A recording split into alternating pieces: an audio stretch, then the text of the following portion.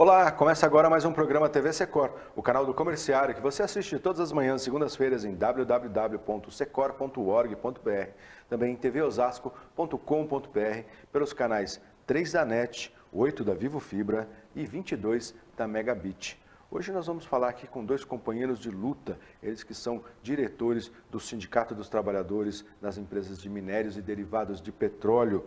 Aqui nós estamos com o Marcos Antônio Santos, do CREC. Tudo bem, Marcos? Bom dia. Tudo bem, bom dia, obrigado por esse espaço. Nós é que agradecemos aí vocês terem vindo aqui conversar com os comerciários trabalhadores, para explicar um pouquinho aí como é que está o setor de vocês, para a gente falar algo de assuntos aí importantes do país nesse momento. Nós vamos comentar aí o que está acontecendo com o Lula, com os trabalhadores aí em vigília. Agora também aqui conosco o Juvenil Acácio de Souza. Tudo bem, Juvenil? Tudo bem, Jefferson. É um prazer imenso e mais uma vez estar aqui presente com vocês, né? Para a gente esclarecer algumas coisas que é de importância da sociedade e do povo brasileiro. Okay? Vamos explicar um pouquinho para o telespectador, para a telespectadora, para o internauta que está nos vendo aí via internet.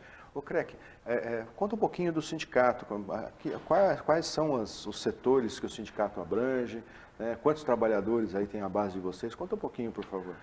Nosso sindicato, ele abrange o comércio de minérios e derivados de petróleo, né? Então, são todos os trabalhadores que trabalham na revenda de gás, no seu enchimento, né, dos botijões de gás, no gás de cozinha, e também das distribuidoras de combustíveis, né, Petrobras, Shell. Então, são esses trabalhadores que são nossos... Mas não tem nada a ver com o frentista, né? Não, até o frentista. Até o frentista. Até o frentista. Tá O certo. frentista já... Todo o pessoal que faz a distribuição, os caminhões e tal, que vai chegar o combustível aí Exatamente. nos postos de gasolina, está vinculado aí ao Cipetrol, né? Exatamente. São quantos trabalhadores na base, ô Juvenil? Hoje, em 234 municípios do estado de São Paulo, nós temos hoje 6.500 trabalhadores, 234 municípios, né? Mas é um sindicato de alcance estadual, né? Nós trabalhamos basicamente com um setor muito importante, estratégico, que é a questão de distribuição de gás e de derivados de petróleo. Pois é, e assim, dentro desse segmento, a gente falava um pouquinho antes de vir aqui, né, para frente das câmeras, vocês estavam explicando. Você já fechou a maior parte das convenções coletivas. São várias, né? São vários segmentos dentro da categoria. Vários segmentos. Já quase todos estão com suas convenções, né, e acordos já realizados. Duas menores é que ainda estão em processo de discussão. As do TRR, né, que são os transportadores retalhistas, e do pessoal do Sindilub, que são o pessoal da troca de óleo, né, Supertroca. Entendi. Agora, e vocês nessa negociação conseguiram renovar a convenção coletiva, cara? Nós tivemos êxito, né? Foi muito dura, né? Mas conseguimos renovar sem nenhuma interferência dessa mexida que deram nas leis trabalhistas. Né? E como é que ficou para vocês a questão da contribuição assistencial do sindicato? Foi mantido em convenção coletiva, com aprovação geral da categoria? Não foi mantido, mas as companhias, né, seguindo a recomendação dos sindicatos patronais, eles pararam, né, de fazer o repasse. De fazer o repasse para o sindicato. Quer dizer, a ordem do patronato agora é essa, né, Juvenil? Minar o poder do sindicato, apesar da legislação falar aí, né, de forma bonita, que não, agora é negociado sobre o legislado, tem mais flexibilidade, a questão é tirar a força dos sindicatos para dificultar essa negociação. Na verdade, o negociado sobre o legislado, isso traz uma perda muito grande para os trabalhadores, né? Que aquela categoria que não tem uma convenção, nós, por exemplo, nós fechamos todas as convenções, menos as duas que nós estamos em discussão, né? Mas eles vão ter que negociar. São 8 convenções coletivas a nível de 234 municípios do estado de São Paulo. Né? São 8 convenções. Na questão da orientação do setor patronal, de não fazer o repasse ao sindicato, Isso já obedece já a uma normativa aí do governo, né, que é contra a luta dos trabalhadores, né, contra os benefícios dos trabalhadores. É um governo patrão que nós estamos vivendo hoje no Brasil, né?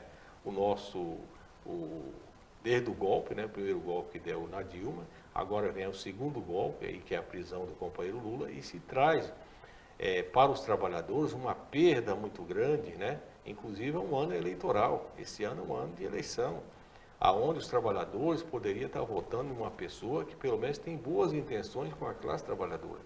E, no entanto, não é isso que quem está no poder está vendo. Outra questão é com relação aos revendedores. Nós temos uma cláusula na convenção coletiva que, além de garantir a contribuição assistencial, né, que foi otorgado pela Assembleia Geral dos Trabalhadores, inclusive o sindical, nós também temos uma PLR para ser paga agora dia 30/4/2018, a participação nos lucros e resultados, que é de 50% do salário. Caso não pagar até o dia 30/4, vai para 120% do salário, né? Quer dizer, os revendedores que não cumprir a cláusula da convenção coletiva vai ter que pagar 120%. Passando um dia depois, de dia 30, tem que pagar 120%, aí passa de 50% para 120%. A gente faz esse alerta aos trabalhadores para cobrar o seu patrão e indicar para o sindicato aqueles revendedores que não paga a PLR referente a 2018. Tem que ser pago 50% do salário. Caso não pague, nós vamos ter que buscar isso através de uma negociação direta com o representante ou via judicial, né, na justiça. Isso até o dia 30 até o dia 30/4 agora de abril.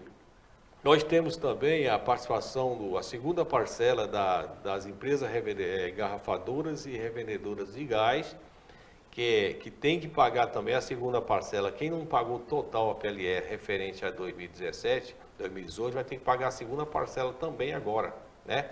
Quem pagou foi 190%, e aí se pagar, quem pagou 150% tem que pagar mais 40% agora. Quem pagou 60% tem que pagar 30%, né? Então essas empresas que não pagaram, nós estamos, a PLR total tem que pagar a diferença agora também. Nós temos um problema seríssimo também com relação ao Servigás. Todo ano nós temos que sentar com a Servigás para parcelar a PLR. É uma vergonha, né? Nós esperamos que a Servigás venha a cumprir o acordo, né? Inclusive já tem resíduo dos anos anteriores, que nós estamos negociando através de um processo na Justiça para que a Servigás cumpre a convenção coletiva. Agora, Juvenil, você está falando uma série de benefícios, uma série de direitos dos trabalhadores, que acho que é importante a gente frisar aqui, né, o CREC. São direitos que estão para além da CLT, né? Eles são conquistados com a luta do sindicato. O sindicato indo lá, negociando, lutando, ameaçando greve, não necessariamente indo para a greve, porque a greve a gente sabe que é o último recurso, né, do trabalhador. Agora, com essa legislação que está por aí, que está aí, essa reforma trabalhista absurda que foi aprovada no Congresso, e esse espírito do atual governo, né, sobretudo ali do Congresso Nacional, de minar o poder dos sindicatos, é isso que está sendo colocado em risco para o trabalhador, não é isso, Craig? Exato. Primeiro houve o golpe, como frisou bem o Juvenil. Após o golpe, eles acabaram, né, com a CLT. Não contente com isso, agora eles querem acabar. Primeiro cria-se o negociado sobre o legislado. Então, hoje o legislado, vamos dizer assim, vale mais, inclusive podendo reduzir o que está na CLT, né? O que já é um grande retrocesso. E não feliz com isso, o governo ainda quis acabar com o sindicato. Porque daí o trabalhador, sem o sindicato, o trabalhador vai ter que discutir diretamente com o patrão. Ora, qual a força que tem um funcionário sozinho sentar em frente ao seu patrão e falar: eu quero PLR, eu quero que aumente o valor da minha hora extra, eu não vou trabalhar sábado e domingo. Ele não tem mais nada disso. Eu quero um ticket melhor, quero uma cesta básica. Ele não tem essa condição. Se ele for reclamar isso com o patrão, ele vai perder o emprego. Ele precisa do sindicato. O sindicato precisa que o sindicato vá lá e leve os anseios dos trabalhadores Para a mesa de na negociação. mesa de negociação. Muitas coisas nós conseguimos, outras nós vamos discutindo para o futuro, mas tem se avançado ao longo dos anos. E o governo falou, então, poxa, já era para acabar com o trabalhador. O trabalhador já tem que trabalhar quase de graça para mim. Mas tem esses caras chatos do sindicato. Esse pessoal é muito chato. Fica reclamando com o patrão, falando que o funcionário tem que ganhar mais. Não, e a coisa chega às raias do absurdo. A gente vê o que aconteceu aí há alguns dias, que um secretário, né, do Ministério do Trabalho emitiu uma nota técnica dizendo que era sim legal e possível que os sindicatos fechassem as contribuições sindicais na convenção coletiva, né, que o Ministério do Trabalho reconhecia isso. E assim, isso durou, a permanência dele no Ministério durou um dia, né? No dia seguinte ele já foi demitido. Quer dizer, é uma perseguição às ideias de mobilização, de luta e de defesa dos direitos dos trabalhadores. Total, flagrante essa proibição, essa perseguição. Esse é o exemplo do que vai ocorrer com todos os trabalhadores. Ele emitiu uma nota técnica e no outro dia falou, meu amigo, está demitido. Está demitido. Então imagina qualquer outro trabalhador, e isso para o Brasil inteiro vendo, né? Imagina qualquer outro trabalhador chegar para o seu patrão e falar, pô, isso aqui eu queria um pouquinho mais. No outro dia, ou talvez no mesmo dia, talvez não esperem de um dia para o outro, no mesmo dia está demitido. Mas os sindicatos não vão deixar barato isso não, né, Juvenil? Vai ter resistência, vai ter luta, vai ter mobilização. A história já nos mostra, né, nos livros de luta da classe trabalhadora, né, que nós temos que agilizar a questão da luta, né, do coletivo das categorias, para que a gente possa mostrar para esse governo que o povo tem força. O nosso país não merece uma legislação trabalhista tão perversa que essa que foi feita pelo Temer. Nós temos que resistir sim. Nós vamos resistir através das nossas negociações, das nossas assembleias, conversando com os trabalhadores, que se não tiver ele como representante, né, que se não tiver um representante no sindicato, o sindicato não fortaleça através dos trabalhadores, nós vamos para o brejo, nós vamos para o buraco. Né? Não tenha dúvida que todas as categorias, né, como nós lutamos, o Crequim acabou de frisar, que é na reunião da Petrobras no Rio de Janeiro, não foi fácil, os companheiros que foram para o Rio, a nível nacional, junto com outras frentes, nós construímos uma aliança, né, fraterna nas negociações da Petrobras, como também foi do gás, como também foi na revenda, como também foi no Sindilup, são setores importantíssimos da economia. Nós não podemos retroceder, né? Voltar lá atrás e voltar na estaca zero. Então, acabaram com a CLT. Né? Quer dizer, nós mantemos as nossas convenções coletivas de trabalho.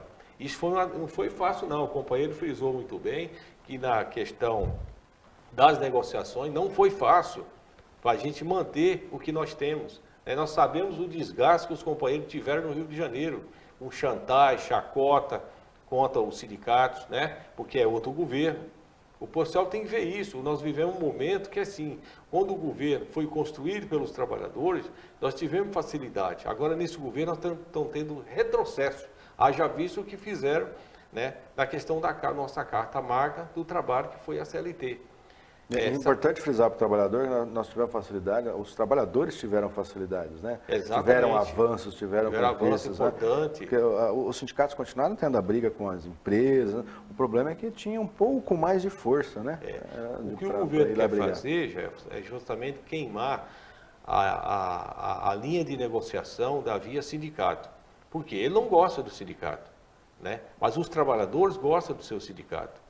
É tanto que as nossas cartas de oposição, que foi no ano passado, foi bem menor. Que nós conversamos com os trabalhadores para não fazer cartinha para não pagar o sindicato. Pelo contrário, nós avançamos sempre na mensalidade, quer dizer, na associação, né? E associar o sindicato, ficando sócio. Isso para nós é importante, porque nós temos um número de associados muito grande na categoria, né? E também a nossa linha de negociação, esse coletivo da diretoria, que são mais de 50 diretores, nós temos uma afinidade coletiva e nós enxergamos a coisa mais lá na frente. Nós não lutamos pela questão individual. e sim coletiva da classe trabalhadora, por isso que nós conseguimos avançar, né? Tem alguns tropeços, tem, mas com relação aos demais sindicatos a nível de Brasil, nós conseguimos mostrar para eles que nós de São Paulo somos mais fortes. E nós vamos conseguir ser mais forte ainda, né? Diante de uma crise violenta, onde o governo fala que a negociação coletiva pode ser direto com o patrão, que o trabalhador pode negociar direto com o seu patrão, isso é uma balé. Isso aí não existe. Nenhum trabalhador vai falar grosso na frente do seu patrão que ele é demitido. Quem tem que falar é o sindicato. É ele que tem que representar a classe trabalhadora, né, com afinidade, na linha política, aonde a gente possa avançar com responsabilidade, né? Por quê? No passado foi assim, a classe trabalhadora construiu a sua plataforma de objetivos, né, e sobrevivência diante do capital. Então a gente conseguiu traçar uma linha de negociação bem antes do começo da CLT, e isso aí foi avançando de acordo com a consciência política de cada trabalhador. Mas tem uma coisa importante também que a gente precisa frisar, ô Juvenil, que é a questão de como se configura ali o Congresso Nacional, o governo à frente do país. Quer dizer, a gente está num ano eleitoral e é muito importante o trabalhador atentar para a necessidade, a gente vem frisando isso aqui muito no TV Secor, a necessidade de eleger candidatos e candidatas em sintonia, alinhados com os interesses dos trabalhadores. Quando este Congresso assumiu, a gente alertou aqui no TV Secor, que era o Congresso, né, pública, informação, notória, essa análise, o Congresso mais conservador e mais antitrabalhador desde 1964. Né? E aí, assim, acho que agora, hoje, os trabalhadores estão percebendo o efeito disso, né, das escolhas feitas naquele momento, né? E assim, uma tentativa, inclusive, ainda mais evidente, né, com a prisão de Lula, de evitar que vá para a cabeça de chapa aí na presidência da República, aquele que é considerado um dos principais representantes dos trabalhadores, né, Creque? Exatamente. O nosso Congresso é, na grande maioria, representado por empresários. Ora, se eu estou elegendo um empresário, esse empresário, ele vai fazer leis que protejam suas empresas, né? Que façam o seu negócio ser mais lucrativo. Ninguém é contra lucro, mas só que eles acham que eles não contam o trabalhador como um parceiro, e sim como um custo. A partir do momento que você vê o trabalhador, aquele que te faz ter lucro, como um custo, então é um atraso muito grande por parte desses empresários, né? E é pior um pouco, né? Não vê como custo e não vê como o comprador, como o consumidor do seu produto ainda por cima, né? Bem limitado. Essa mudança na CLT, né, pelo que nós vemos, parece que então nós só temos exportadores. Só exportadores, porque você arrocha demais o salário do trabalhador aqui dentro do seu país, o consumo interno diminui. E a grande maioria dos empresários vende para o consumo interno. Né? Então, você achatando o salário desses trabalhadores, você está diminuindo seu consumo e, consequentemente, você está dando um tiro no pé. Você está prejudicando o seu próprio negócio. Mas é o imediatismo do brasileiro, né? E tem uma mente arcaica, né, tanto que nós fomos o último país a abolir a escravidão, né? Então se tenda uma mente escravagista, né, aqui no Brasil. Isso que é muito ruim para nós. Este momento em particular tem mostrado isso muito forte, né? Esses conceitos de escravistas, fascistas, estão aflorando aí de uma forma bastante intensa, né? Quando você vê o pessoal saindo da casinha, né? Antigamente o direitista, né, o direitoso ficava com um pouquinho de vergonha de falar todos os impropérios que ele pensa. Hoje já não. Hoje ele já sai falando com a ajuda aí das fake news, né, que são produzidas aí dia a dia na internet. O que é pior é que não é nem o direitista, quem pensa à direita, vai pensar à direita, ter convicções econômicas e tal, baseadas inclusive em história, em estudo, pode ter. O problema é o direitista de meme que não entende nada de economia, nada, que fala uns absurdos, né, de Facebook, como se fosse a salvação da lavoura. São liberais que não são liberais. Pois é. São liberais até um filme que eles não gostam, ou, vamos dizer, um beijo gay numa novela, daí já acabou, já deixa de ser liberal. Pois é. Então você não dá para entender realmente o que passa na cabeça de muitas dessas pessoas, né? Agora, deixa eu pegar um outro assunto aqui, a gente já está avançando aí bastante no tempo, né? Daqui a pouco não vai dar tempo de falar, e é um assunto interessante, né? O sindicato tem aí na sua base a Liquigás, a Ultragás, né? E recentemente houve uma proibição aí do CADE, né? de fazer da Ultragás comprar a Liquigás. A Liquigás que está, inclusive, com um processo seletivo gigantesco aí aberto, né, contratando profissionais e tudo mais. Conta um pouquinho sobre esse episódio, Crec. Haveria muita concentração de mercado, né? Em alguns lugares, né, eu creio que como São Paulo, a Ultragás, ela teria muita força para ditar o preço. Todo mundo só ia vender mais do que 50% do mercado seria da Ultragás, né? Então, dessa vez, o pior que eles fizeram isso com tanta certeza que ia passar, que estipularam uma multa de mais de 200 milhões caso não fechasse o negócio. E não fechou, eles tiveram que pagar essa multa para a Petrobras. Mas ia ser terrível para o consumidor. Né? Não haveria, ia acabar com a concorrência. Você tem uma empresa tão forte, a Ultragás já é a mais forte realmente do mercado, ela se tornaria, comprando a segunda empresa, vamos dizer, a única empresa que consegue rivalizar. E o conceito de quando a Petrobras comprou a Ultragás, qual que foi? Eu não quero congelar o preço do gás, o governo. Não quero, vamos deixar o mercado se balizar. Mas para que eu saiba realmente como funciona, qual vai ser o valor do gás, eu quero que minha empresa dê lucro, né? Uhum. Que mesmo sendo governo, mesmo sendo estatal, né? Sendo estatal tem que dar lucro, né? Ela foi lá e comprou a Liquigás. Então a Liquigás paga os mesmos salários que as outras empresas, tem a mesma convenção, o Juvenil é empregado da Liquigás. Pode dizer aqui com muito mais clareza, mais certeza, e dá lucro. Ou seja, mas só que se a Ultragás, se a Consigás, outra empresa, quiser aumentar muito o preço, fala, tudo bem, você aumenta. Mas a minha empresa eu vou vender nesses patamares, que são patamares que me geram lucro, né? E eu posso tocar meu negócio.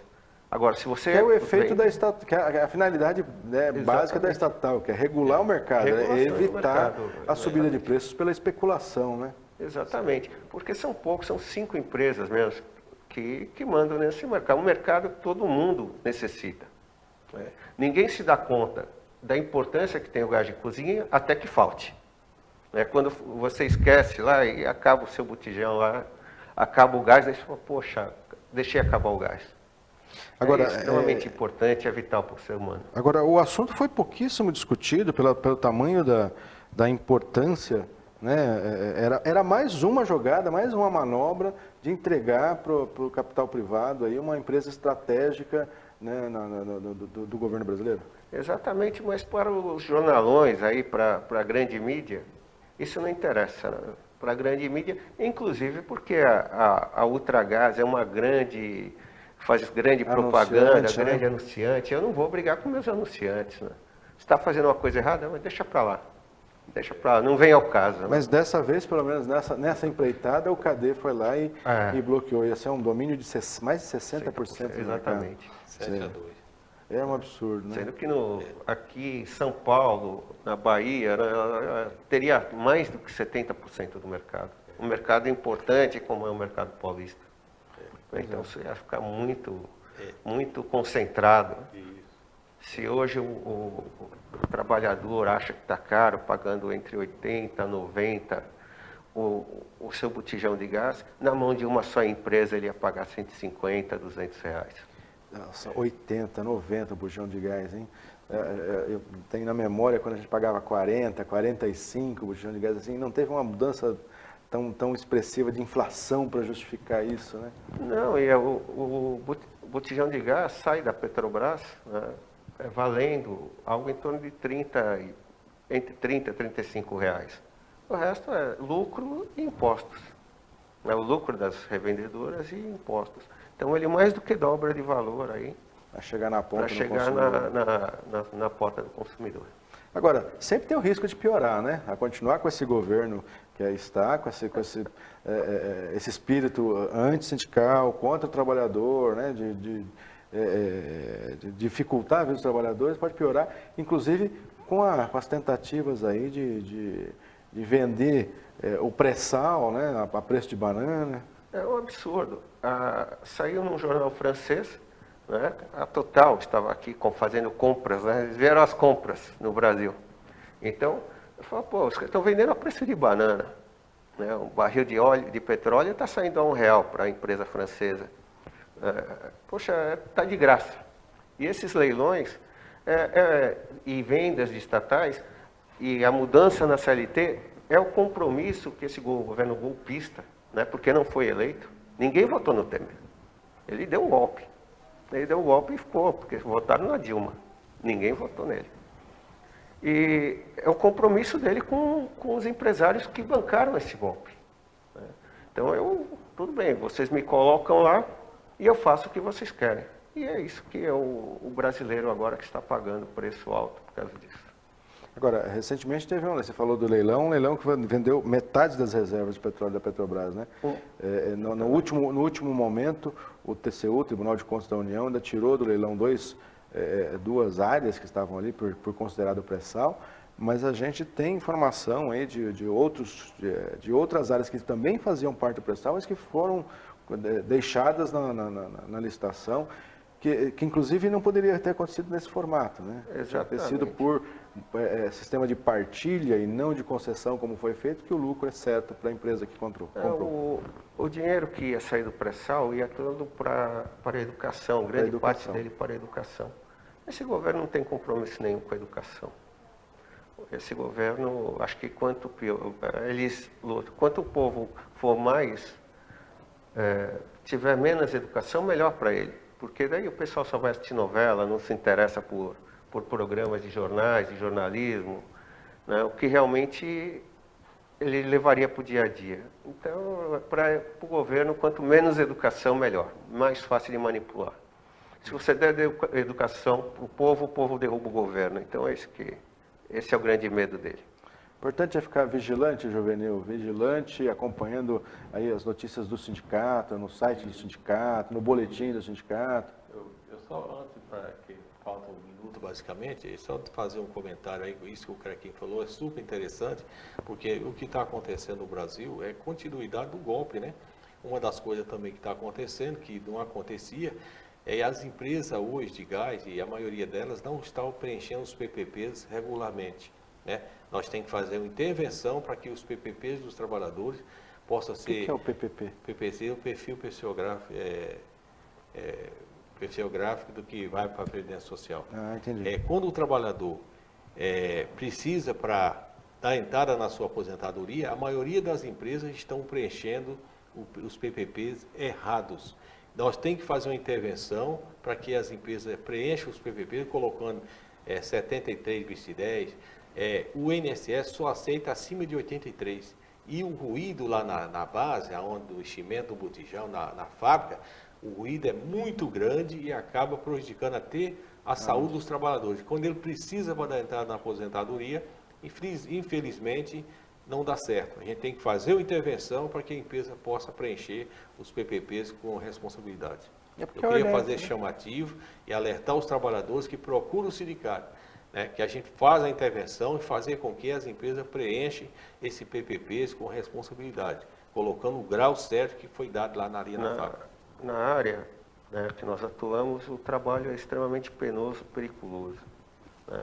Tanto quem trabalha na área de enchimento de botijões, né, quem os entrega também, sim. E o pessoal que trabalha nas distribuidoras de combustível, via também o ar que eles respiram. Sim, são produtos tóxicos. São produtos altamente cancerígenos. Né?